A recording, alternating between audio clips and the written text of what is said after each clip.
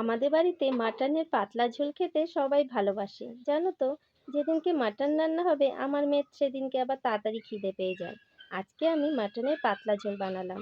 প্রথমে মাটনটাকে ধুয়ে রেখে দিলাম, তারপর একটা মিক্সিং জারে পেঁয়াজ, আদা, রসুন, গোলমরিচ, জিরে, ধনে, লঙ্কা দিয়ে মশলাটা তৈরি করে নিলাম।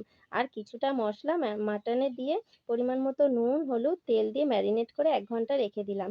তারপর কড়াইতে তেল দিয়ে টুকরো করে রাখা আলু, পেঁপে নুন হলুদ দিয়ে ভেজে রেখে দিলাম। তারপর কড়াইতে আবার তেল দিয়ে দিলাম জিরে, তেজপাতা, শুকনো লঙ্কা ফোড়ন দিয়ে পেঁয়াজ কুচি দিলাম। পেঁয়াজটা লাল হয়ে গেল, বাদ বাকি মশলাটা দিয়ে পরিমাণ মতো নুন, হলুদ আর টমেটো কুচি দিয়ে একটু কষিয়ে নিলাম। তারপর ম্যারিনেট করা মাটনটাকে দিয়ে ভালো করে কষিয়ে নিয়ে আলু পেঁপেটাও দিয়ে দিলাম। তারপর প্রেসার কুকারে সব মাটনটা দিয়ে পরিমাণ মতো জল দিয়ে 5টা থেকে 6টা সিটি মেরে নিলাম আর উপর দিয়ে গরম মশলা ছড়িয়ে দিলাম।